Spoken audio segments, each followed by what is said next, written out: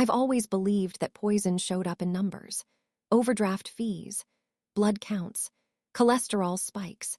Bad news usually came folded into data, digits that didn't lie. That's what made the red velvet box on my kitchen counter feel so disarming. It arrived 3 days before Christmas, tucked neatly under my mailbox just as the snow started to fall. A square box, elegant, satiny. A gold ribbon slipping diagonally across the top like something out of a catalog I'd never subscribed to. No card, just a tag in Camden's handwriting. To Judith, a little Christmas indulgence. With love, Camden. With love. Ha. Now I want to be fair. Camden isn't cruel, he's meticulous. Polite the way a man shakes your hand just a little too firmly at dinner, makes eye contact just a little too long. The kind of politeness that doesn't come from kindness but training. He married my daughter Rachel 8 months ago. Second marriage for both of them.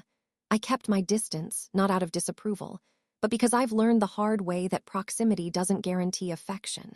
Still, I hadn't expected anything from him. Not even a card. So when I found the box, I was touched, maybe, or at least pleasantly unsettled. That afternoon, I brought it in, brushed off the snow, and placed it on the counter. Just the sight of it, so pristine, made the kitchen feel warmer. I brewed a fresh cup of tea, stronger than usual, and sat down across from the box as though it might open itself if I stared long enough. There was something charming about the restraint of it. No loud brand logos, no ingredient listings, just velvet and gold, subtle, expensive-looking. It wasn't until later that night that I unwrapped it. Not because I was saving it, but because I wasn't sure I should open it at all. I live alone, mostly by choice. After Harold passed, I found that silence aged well in these walls. I keep a firm schedule. Black coffee in the morning, green tea after lunch, chamomile at night. Thursdays are for bills, Sundays for church if my knees behave. You see, I manage control with quiet patterns. Opening that box felt like stepping off the path. But I did it anyway. Inside, a dozen individual truffles, dark chocolate, delicate, each resting in its own pleated gold cup like jewelry. Some had swirls, others sparkled with sugar. One was topped with a tiny edible gold leaf. "Imported," I murmured. "Of course." I smiled despite myself and chose the simplest one. Dark, round, with just a glossy stripe across the top. No frills, just intent. I unwrapped it, held it for a moment. It smelled faintly of orange and cinnamon, my kind of Christmas. I bit into it while standing at the sink, watching the streetlight flicker across the snow outside. The taste was sharp, not sweet sharp, acrid, bitter, unexpected. I spat the rest into a napkin before I could swallow. My tongue burned slightly. I rinsed my mouth with cold water, then again with hot. The bitterness lingered like a warning. I stared at the bitten chocolate in the napkin, folded it, and threw it away with the calm precision of someone cleaning a minor spill.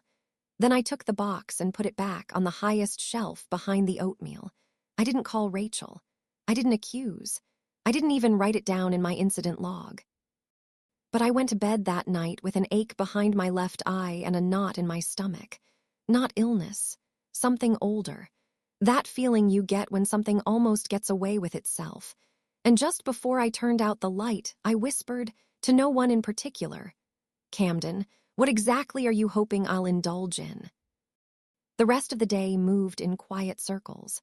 By evening, I let myself settle into the armchair near the window, Christmas lights blinking lazily from across the street, a mystery novel in hand that I'd read before but couldn't remember the twist.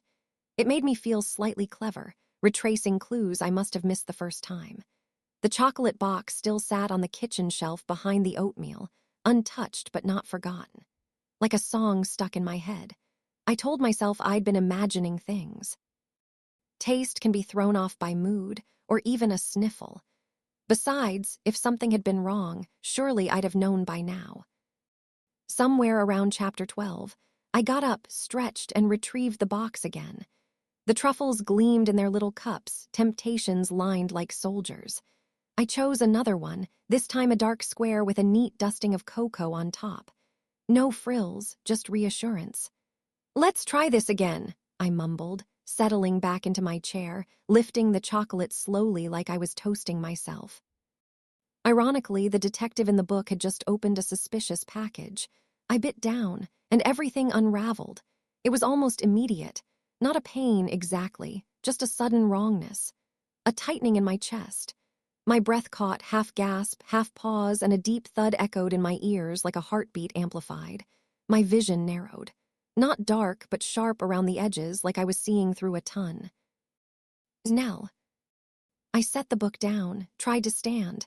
My knees didn't argue, but my balance fluttered. My first thought, drop in blood pressure. Second thought, heart. Third thought, I'm alone. I stumbled toward the kitchen, hand splayed against the wall, and grabbed the phone with fingers that didn't feel like mine. I knew the number, of course. Had it memorized the old way. 911. The line clicked before I even knew if I'd pressed send. The dispatcher's voice was calm. I was. Words spilled out in short, wet bursts. Chest, tightness, dizzy, alone may be reaction, need help. They told me to sit, to unlock the door, to breathe. By the time the paramedics arrived, I was on the floor near the entryway, back against the door to keep myself upright. Their voices came from underwater, sharp, familiar phrases like lifelines thrown into deep water. BP low. ETA 10 minutes to Christ Hospital. Conscious but pale. They lifted me with care, and I hated the way my body gave in without resistance. I hated the fear that curled into my throat like a second pulse. I hated that I couldn't tell them what had happened with certainty. It might have been chocolate, I offered weakly. From a gift, just one. The medic blinked. Any allergies? Not that I know of. The inside of the ambulance smelled like bleach and cotton. I gripped the edge of the gurney and stared at the ceiling tiles above me, counting them, measuring breaths. The edges of panic softened into something more animal, survival.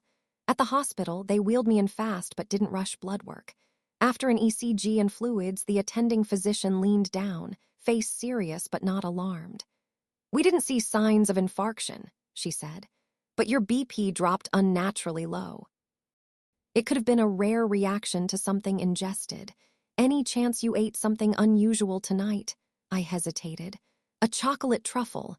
Her brow lifted slightly. From where? From my son-in-law, I said. He dropped off a box earlier this afternoon. Did anyone else eat them? No, just me, 1.5. A silent nod. She made a note on her chart. Her tone changed, gentler but more precise. Would you consent to a toxicology screen, just to rule things out? I'd insist on it, I said. I could hear my father's voice in the back of my mind, document everything, even reasonable doubt, especially that. She smiled, half curious. Former nurse. Banker, I replied. Same tendency to verify. They kept me overnight for monitoring. I didn't sleep much. My head was clear, but something deeper was rattling now. Something not quite anxiety, not quite rage. At 3:22 a.m., I sat up, turned on the bedside lamp, and scribbled in the notepad the nurses left me. Camden dropped it off alone. No card from Rachel. Why just me? The question stirred like sediment after stillness. Camden had always been cordial, too cordial. Never warm, never rude, just calibrated. As if emotion was a language he'd memorized, not felt. And Rachel, my Rachel, would have said something, wouldn't she? She always signed her name first. She always decorated gifts, even silly ones. I underlined the last thought 3 times, then circled it. By sunrise, I was stable. They discharged me with paperwork I didn't read right away. My neighbor picked me up, and I sat stiff in her passenger seat, box of discharge meds in my lap. Back home, I walked into my kitchen and looked around. The truffle box still sat open on the counter, innocent and quiet. Its contents seemed darker in the morning light. I took out a Ziploc bag and with gloved hands slid the remaining chocolates inside. Then carefully the box itself. I placed them both in the freezer. Later that morning, I called a lab I used to audit. The manager owed me a favor. When he answered, I lowered my voice. I have something I'd like tested for non-standard compounds, I said. There was a pause. Something specific you suspect? Not yet, I lied. But if it's there, I want to know. The house was as I'd left it, quiet, square, humming faintly with the rhythm of appliances and baseboard heat. I didn't take off my coat right away. Instead, I stood in the kitchen doorway staring at the box still set neatly on the counter. The same red velvet. The same gold ribbon, now untied and coiled like a question mark. I walked toward it slowly, less like approaching evidence and more like returning to a conversation with no resolution. I pulled on latex gloves, leftover from Harold's final months when I'd had to give him injections, and opened the box as if it might hiss. 5 truffles remained, each one perfectly seated, untouched. I sat down at the table with a yellow legal pad and wrote in block letters across the top. Observations, DEC 23rd first, the box. No manufacturer label. No ingredients list. No expiration date. No allergen warning. Only the ribbon and Camden's tag, written on heavy cardstock, tip of each letter sharp and deliberate. I'd kept it, carefully placed in a drawer the night before. I read her. Eaved it now and laid it beside the chocolates. No Rachel. That sat alone on the page, a thought disguised as a fact. I moved next to the trash and pulled out the original wrapping paper and bag. The outer bag was from a boutique chocolatier downtown I didn't recognize. Eclat diminuit. French-sounding, no address printed. I set it aside. What I needed was the receipt. Camden always left slips, even folded, even tucked inside jacket pockets. He kept his life in files and folders, digital and physical. I'd always admired his discipline until now. I opened the trash bin fully, sorting through tissue with gloved hands. Tucked inside a ripped grocery flyer, I found it. Thin, thermal paper slightly creased. Eclat diminuit 1 dozen truffles paid in cash 12:22 noon. No name, just the purchase, paid in cash. That bit my gut. Camden used cards for everything. Cashback tracking, points, metadata. He once bragged about optimizing his spending like an airport control tower. I took a photo of the receipt and labeled it on my phone. Evidence, if needed. I wasn't ready to call it that aloud. Next, camera footage. The security system I'd installed had started as peace of mind and ended up as proof of habit. It saved footage automatically and rolled over every 14 days unless manually tagged. I booted my laptop, connected to the drive, and opened the folder labeled December 22nd. Thumbnail images flickered by minute. At 11:57 a.m., a vehicle pulled up, Camden's silver Lexus. No Rachel. He stepped out alone, no jacket despite the cold, carrying a small-handled bag. He walked up to the front door, rang once, then placed the bag down carefully on the doormat. Time stamp, 11:58 a.m. He looked around, not nervously, not urgently, just a glance over the shoulder. Then he turned, walked back to the car, and drove off. The entire visit lasted maybe 45 seconds.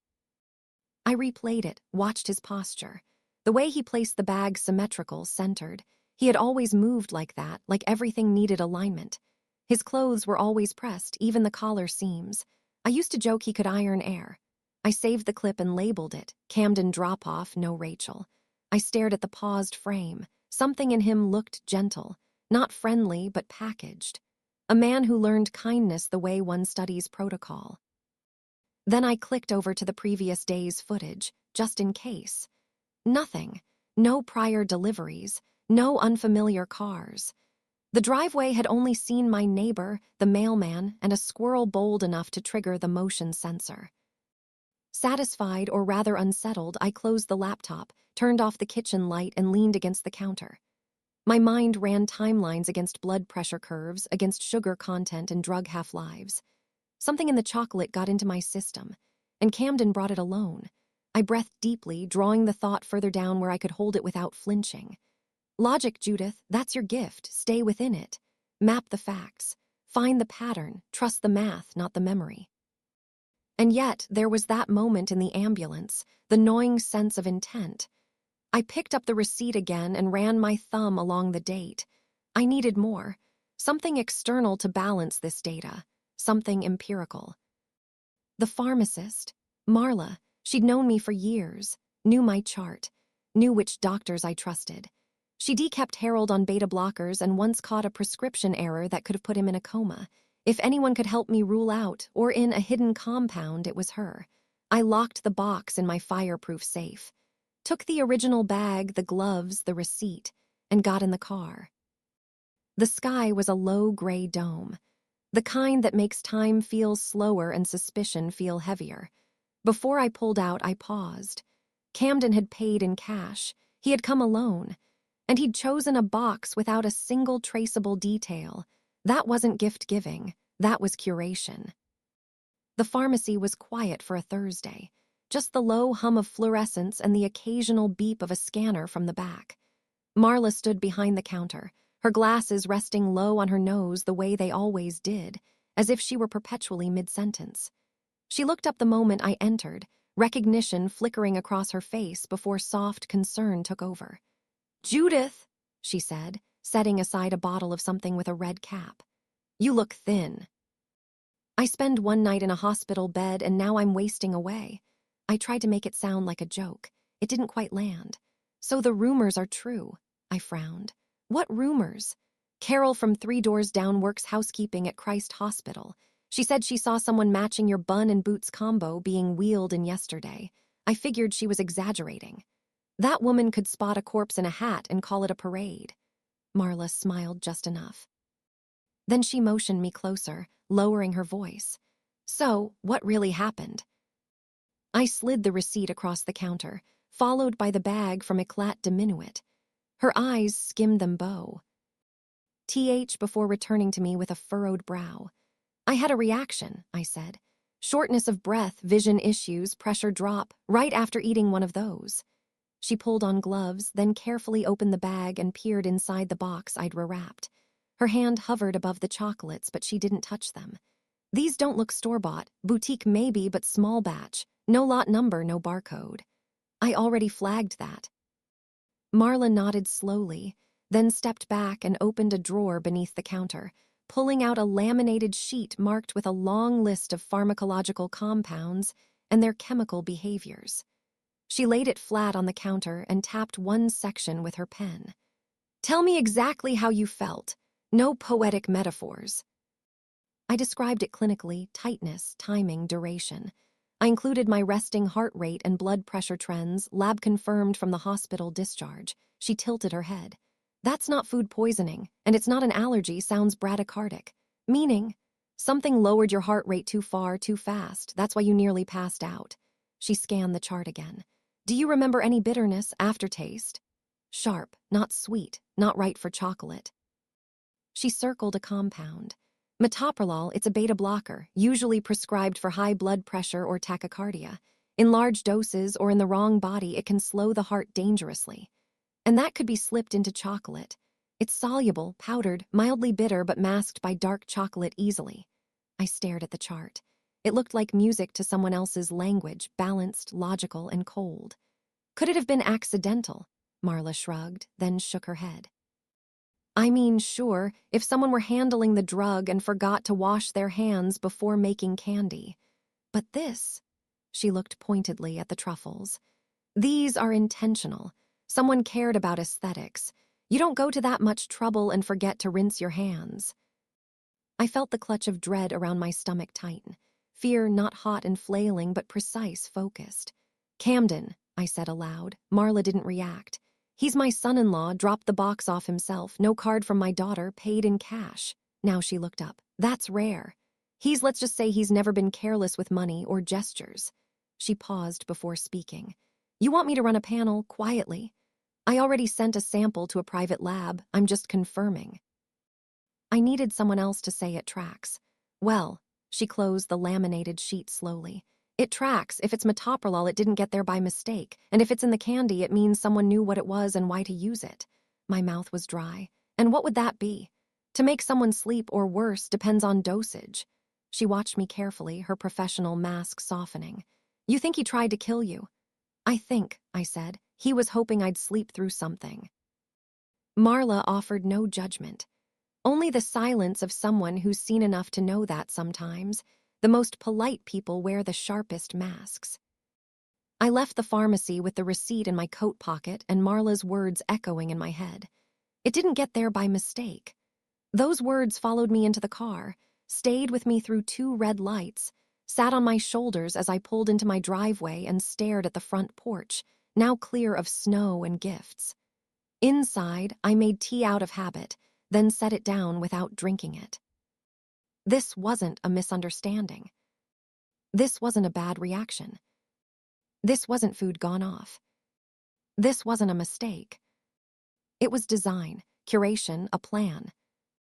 Camden had means, he had opportunity, and now I was starting to believe he had motive. I opened my notebook again and wrote 2 words in bold, slow capital letters. Find out. Because if someone hands me poison in a silk box, I need to know whether it was wrapped in ignorance or with a bow tied tight around intention. I invited Rachel over for tea the next afternoon. No mention of the hospital, no mention of the chocolate, just a polite, "If you're free, I'd love to see you." She arrived precisely at 2, always punctual, always polished. Rachel had inherited her father's bone structure and my ability to fold tension into a smile. Her coat was camel wool, her boots carefully shined, and her eyes, always just a shade too still. She hugged me gently, not stiff but not warm either. "I brought lemon scones," she said, holding up a brown paper bag. "Lovely," I replied, stepping aside. "Nothing like lemon to cut through winter." The tea was already steeping when we sat down in the sunroom. I chose chamomile with honey for both of us, neutral, calming, a peacekeeper in a cup. She stirred it absently, her eyes flicking around the room, not at me. "Camden said you weren't feeling well," she offered. I nodded. "Just a little spell." Pressure drop. The doctor said it might have been dehydration. She sipped, not reacting. "You should drink more water." It was a line she'd live. Aired with the same tone she used to reprimand her spaniel. I smiled without teeth. "I'll blame the tea." For a while we made noise about nothing. The neighbor's new fence, a sale at the garden center. She spoke smoothly, but her hands wrapped too tightly around the mug. I let the silence sit for a moment before I spoke. "I updated my will last August," I said. Rachel looked up sharply. "Oh, I meant to tell you, just refinements, clarifying the trust structure. Didn't want there to be confusion later." I watched her reaction like a chess player watching an opponent hesitate over a pawn. Do you feel that was necessary?" she asked, voice too even. "At my age, clean paperwork is a kindness," I said. "And you know me, I like when numbers line up." She nodded once short, then reached for a scone as if the motion could fill the space between us. "What changed?" she asked lightly. "In the will," I tilted my head. "Why do you ask?" She smiled, but it didn't reach her eyes. "Just curious." I said, "Harold used to say curiosity is the polite word for suspicion." Rachel set the scone down without tasting it. "You've been quiet lately," I said. "I hadn't heard from you since Thanksgiving." "We've been busy. Camden's back in school again, some certificate thing. He's studying all the time." "Studying what?" "Herbal medicine, alternative therapies, it's harmless." That sat between us like a shard of glass. "Does he work with medications?" "Not really. He reads about interactions, tinkers with blends, balms, teas. It's a hobby." "A curious one." Her mouth opened, then closed, then opened again. "Why are you asking all this?" I paused, then leaned forward slightly. Not aggressive, not accusing, just closer. "Because someone brought me chocolate, because I got sick, and because I've started wondering about intent." Rachel froze, not dramatically, just a flicker. Her fingers tightened on the edge of the saucer. "I didn't know he brought you anything." "Didn't he mention it?" She shook her head once. "Then he said he dropped something off. I thought it was just a card." "No card." Silence stretched again, a little longer this time. She spoke carefully. "You think he did something?" "I think someone did something, and Camden had access. He had motive, and he paid in cash." She stared at me. "You went through the receipt." "I collect proof when my body fails me." That landed heavier than I expected. Rachel stood quickly, pacing to the window. "Camden wouldn't hurt you. Why would he?" I didn't answer. I waited. Because if the question was real, she'd repeat it. But if it was protection, she'd deflect.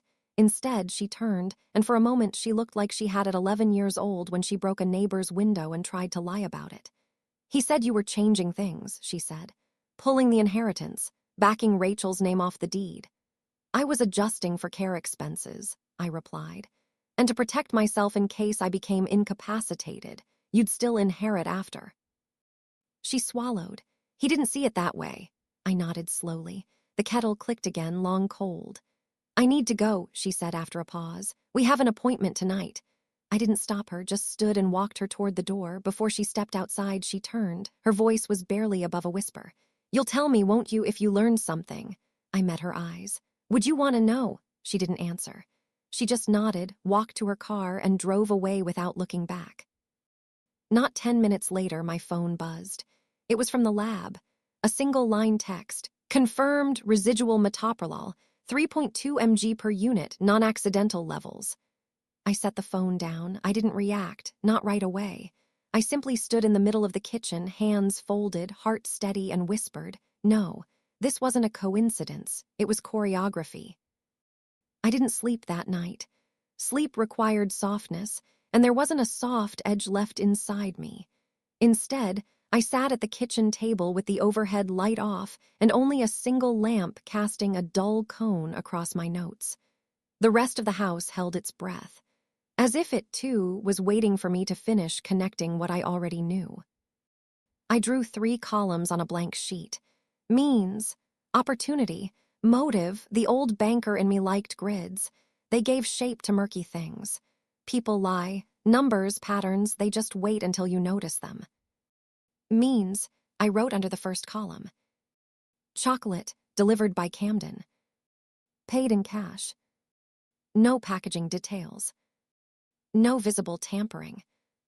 Toxicology, confirmed presence of metoprolol, a beta blocker. Compound not stored in this house, not prescribed to Judith. I added an asterisk. Camden's father had lived in assisted living before passing away 6 months ago. Camden had access to his medication cabinet. If I knew how to pull pharmacy purchasing logs, I'd bet my mortgage that a bottle had gone missing without report. Opportunity, next column. Rachel unaware of D. A livery. Camden arrived alone. Time-stamped drop-off on camera.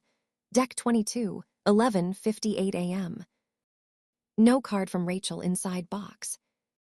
No fingerprints requested yet, but I'd worn gloves before touching anything. I tapped the pen just once against the paper. Camden had always been so obsessively careful. Digital trails were beneath him. He liked real-world precision, which made the cash payment not just deliberate but symbolic. No trace, just taste. I wrote one final note under opportunity. Judith lives alone. Collapsing after 11 p.m. equals discovery delay window equals plausible cardiac event. I stared at that last line longer than I meant to. It wasn't a guess. It was a calculation. Now motive. This one needed fewer bullets. Sometimes motive isn't a shout, but a dent, left behind when something heavier has pressed long enough. March, I restructured the will. Removed Camden from indirect inheritance pathways. Protected trust principle under medical contingency clause. April, June, Camden's second business fails. Summer, Rachel hints at pressure. Camden between things.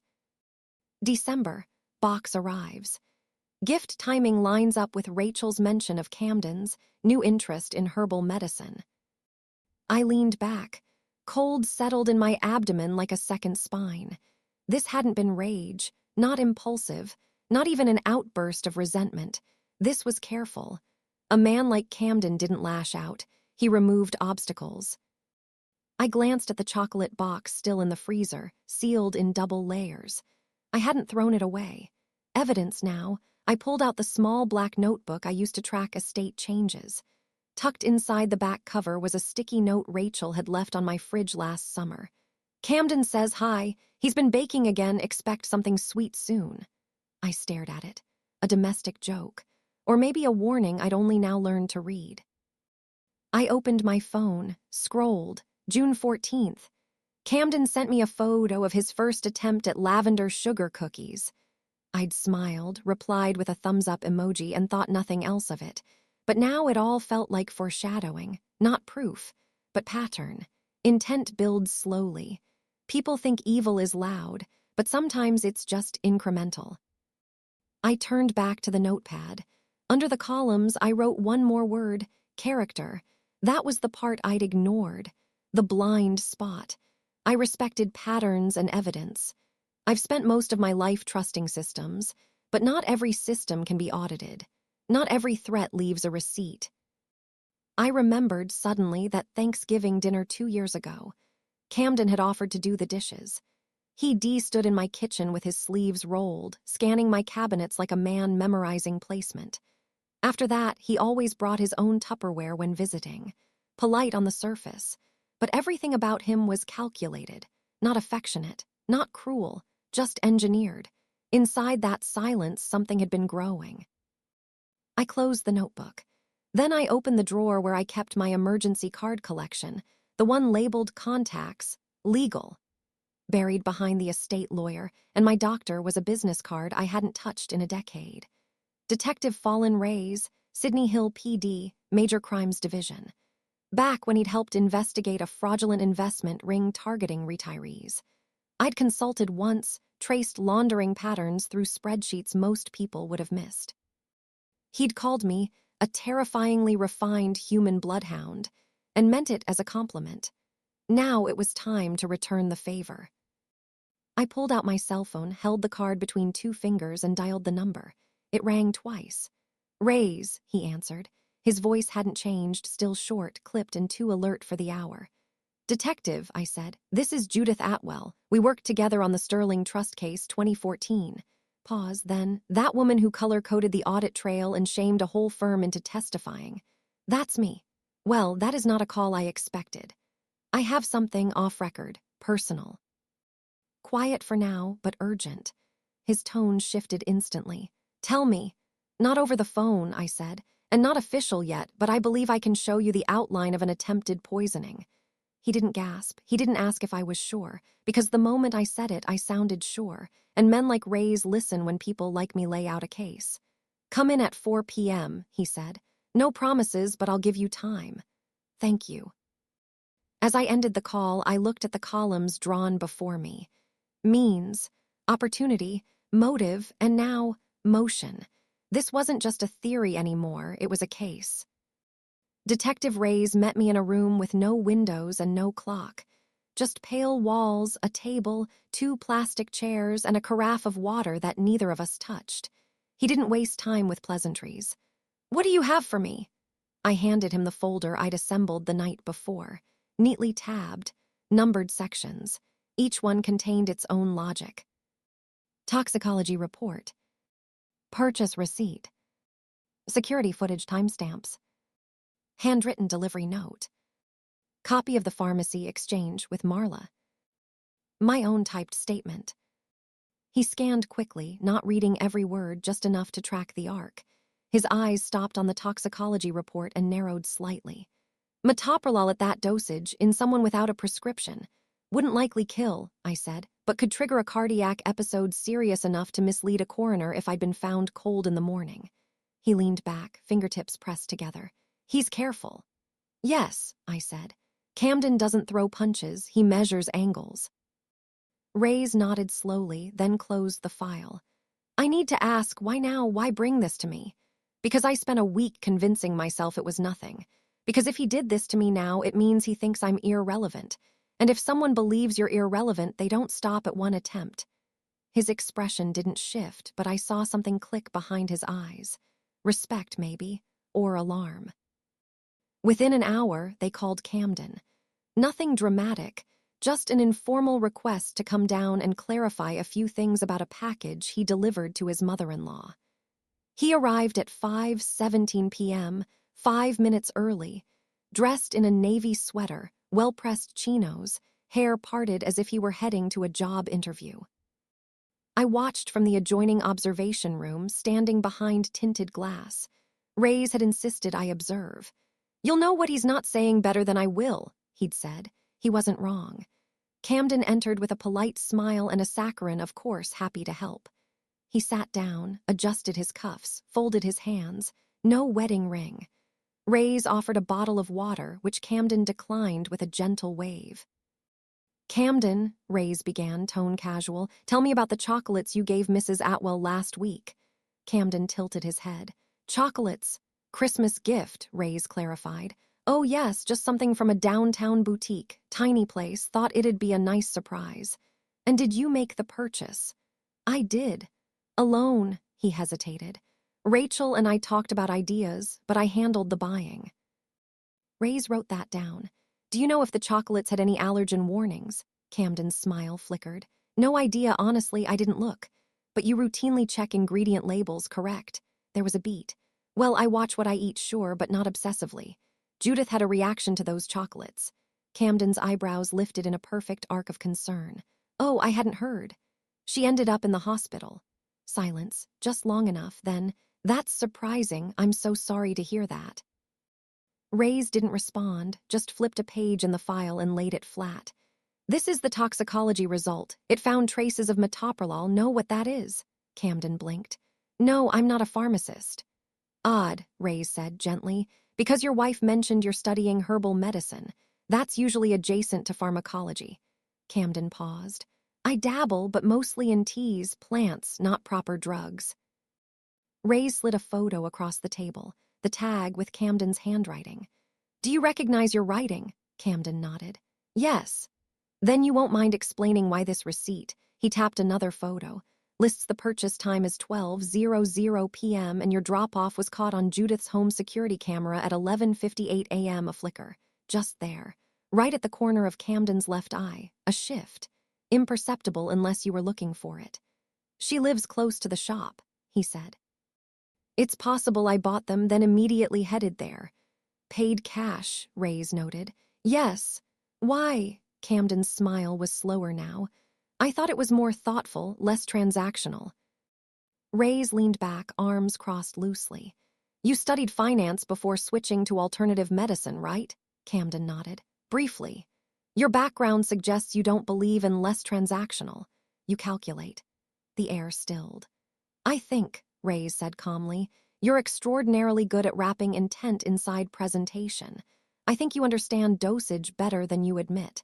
And I think if Judith hadn't trusted her instincts, we'd be having a different conversation. Camden's jaw tightened, not a glare, not a flinch, just a small, sustained binding of the mouth. Then, are you accusing me of something? Not yet. Camden stood slowly. Then unless you are, I think I'll go. We may follow up, Ray's said, not rising. If so, we'll be in touch through official channels. Camden stepped out with a nod and a thank you. The door clicked shut with a sound much louder than it needed to be. I exhaled for the first time in 20 minutes. Ray's walked into the room a moment later, brows slightly furrowed. He didn't crack, he said. No, I replied. But he flinched. That's step one. We said little else. I signed a chain of custody release for my evidence and stepped out into the dusk. The sky had that purple-gray haze of early winter, and the streetlights blinked on one by one like slow applause. As I walked toward my car, my phone buzzed. Text message from Rachel. Did you eat the lemon one? Just that, nothing else. I stared at it so long the phone dimmed. Then I started the engine. The heater growled to life. The dashboard lights blinked, but nothing inside me thawed. It didn't take long. By the next morning, Ray's called with a clipped update. We'd like to bring Camden back in. His tone shifted. It's subtle but enough. We'll invite Rachel separately first. Alone. Feelings talk louder than facts sometimes. I didn't argue. I stayed home that day, made soup I didn't eat, and kept my shoes on. At 4:12 p.m., my phone rang again. Ray's, but different this time, slower, a layer of weight in his voice. She's talking, he said. Not about everything, but enough. 2 hours earlier, they'd brought Rachel into the same windowless room. No clock, no pressure, just quiet prompts. It didn't take much. She told Ray's that Camden had been cold lately. Not unkind, just unreachable. He's always quiet when he's focused, she said. But this felt different. He would forget I was in the room. He kept researching weird symptoms, kept notes everywhere, scribbled half-thoughts. Latin names for herbs I couldn't pronounce. She paused, Ray's noted, blinked hard. Then she whispered, I think I ignored more than I should have. She told them about the journals, about the jars in the back of the pantry marked with tape instead of labels. About the late-night deliveries he insisted were private study samples. I thought it was stress. He was so angry when he found out Mom changed the trust, but he said it was just about feeling powerless. Ray's passed her a photo of the red velvet chocolate box. Rachel flinched. He told me not to open it, she said. Said it was fragile. He used that word. Fragile gesture. I didn't think he meant, she trailed off. He said he wanted her to remember how thoughtful he could be. Ray's leaned in. Do you know if those chocolates came from that Eclat boutique? I don't know that shop, she whispered. I never saw the receipt. He said he paid in cash because she'd see the charge and be suspicious. There it was, slipped. Ray's told me she started crying soon after, not loud, just the kind that soaks into the collar of your coat before you know it started. I don't know if I believed him, she said. I think I just didn't want to believe the other thing. They let her go shortly after. Told her a detective would follow up. She didn't ask any more questions. Camden returned the next morning, this time at 9:00 a.m. sharp, invited under different terms. Clarify inconsistencies. A whisper of formal tone. He came alone again, but his clothes weren't pressed this time. Sweater wrinkled, a cut near his lip like he'd chewed it raw. He sat differently, too still, arms tight against his sides. No water offered this time. Ray's started soft. Rachel spoke with us yesterday. Camden didn't blink. She's upset. She's scared, Ray's corrected. She's starting to realize something was broken long before Judith got sick. Camden's fingers twitched, just once against the table's edge. He asked her about the journals, the herbs, the samples. Now he looked up, just barely. That's private. Not anymore, Ray said evenly. Nothing I did was illegal, he said slowly. I didn't force anyone to eat anything. That's your defense. Camden finally met Ray's eyes. She didn't even eat them. She gave them away to someone else. That's not on me. Silence, heavy, crackling. Then Ray's said, so they weren't meant for Ruth. Camden froze completely. Ray's kept his voice low. You just admitted who the intended recipient was. Camden's mouth opened, closed, opened again. That's not what I meant.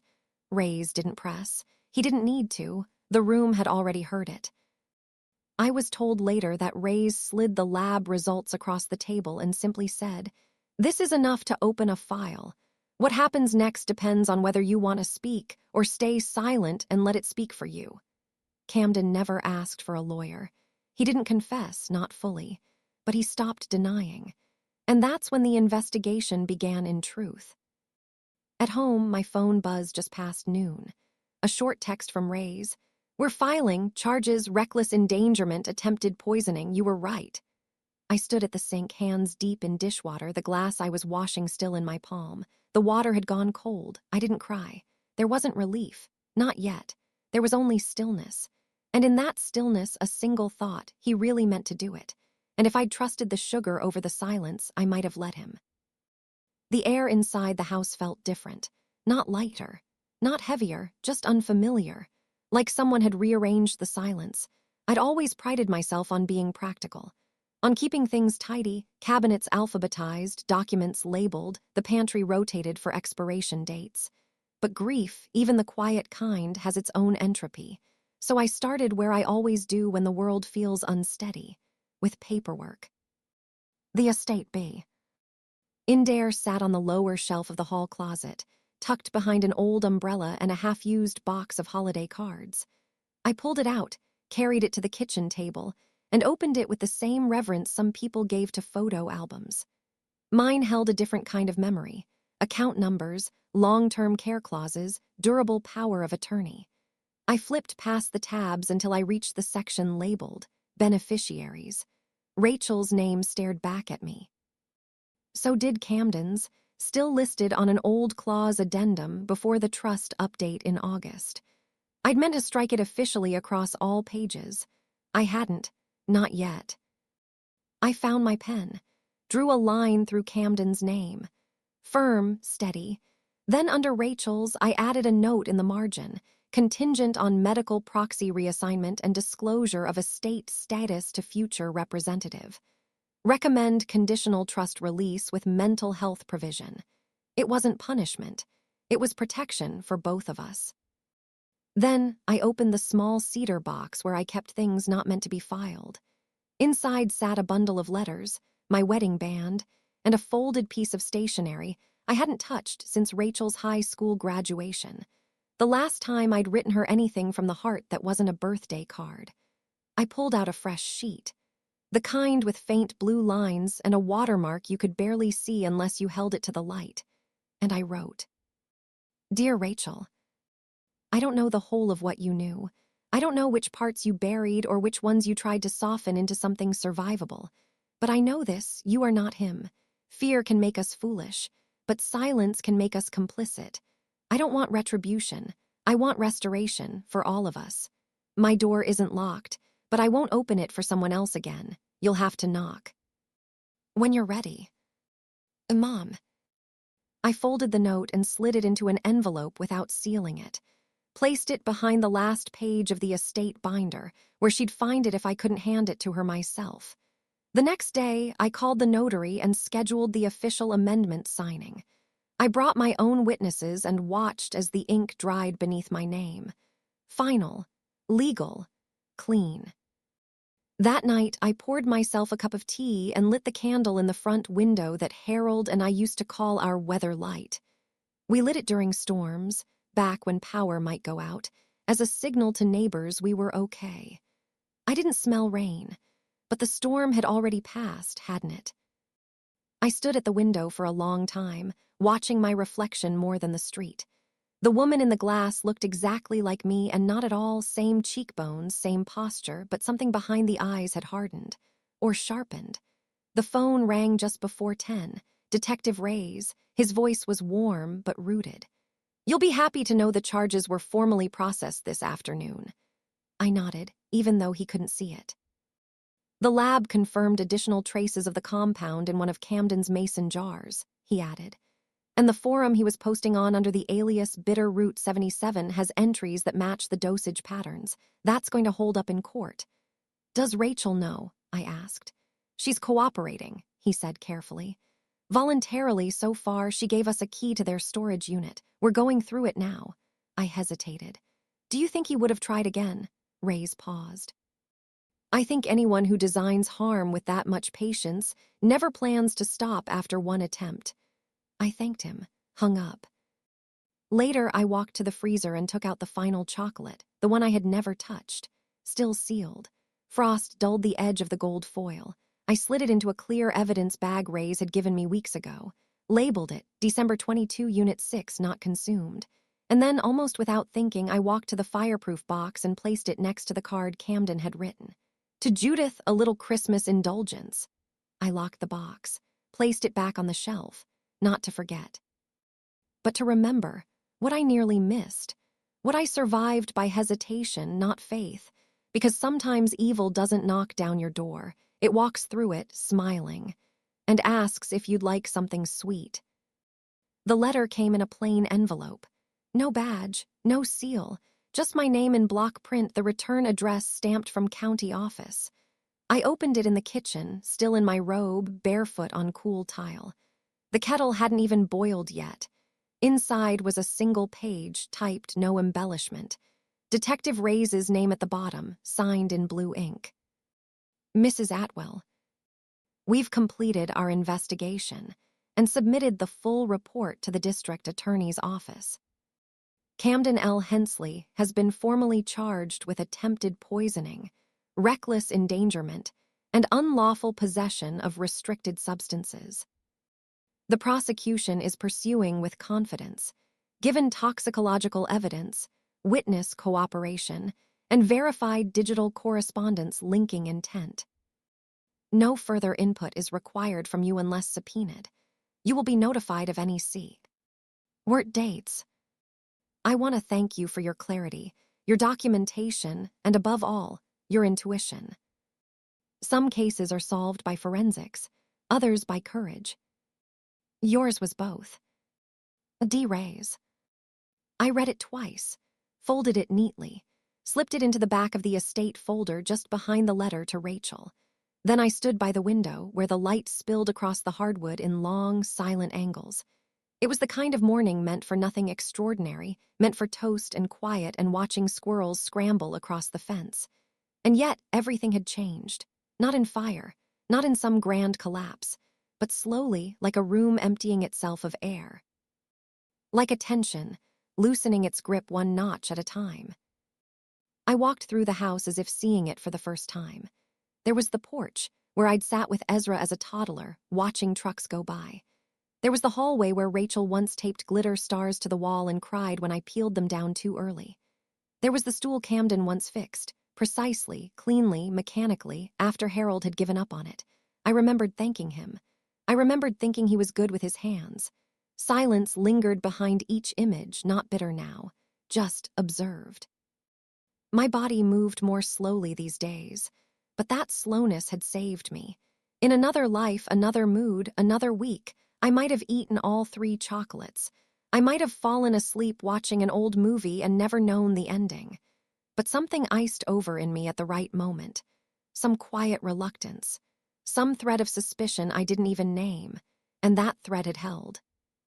The echo of Camden's intent still lived in the edges of this house. In the freezer drawer, where the final chocolate now sat sealed. In the drawer where I kept the receipt. In the silence between my last shared meal with Rachel and whatever might come next. But that echo no longer shaped the rooms. I did. That evening, I made a small change. I took the old candlestick from the corner cabinet, the brass one Harold used to polish once a month without fail, and placed it in the center of the kitchen table. Not as a tribute, as a declaration. I was still here, still setting the table, still choosing what stayed and what never got inside again. Later that night, I sat on the porch with a blanket draped around my shoulders. The air had a bite to it, sharp but bearable. The stars above were faint, a few scattered survivors over a city too bright to let them speak loudly. And somewhere inside, the fridge hummed. The evidence still cold. The fear long since warmed and folded into memory. Judith Atwell, widow, survivor, observer, keeper of records, and now just a woman on a porch who caught the rhythm of danger in time to rewrite its ending. Some threats don't come shouting. They creep in wrapped in kindness, a ribbon, a soft smile, a gift placed gently at your door. Judith didn't win because she fought louder. She won because she paused. And in that pause, doubt had space to speak. This is a true story of facing what's hidden. It's about listening to that quiet voice inside when something doesn't sit right. It's about trusting your gut over appearances. Because sometimes, that inner whisper is the only thing that keeps you alive.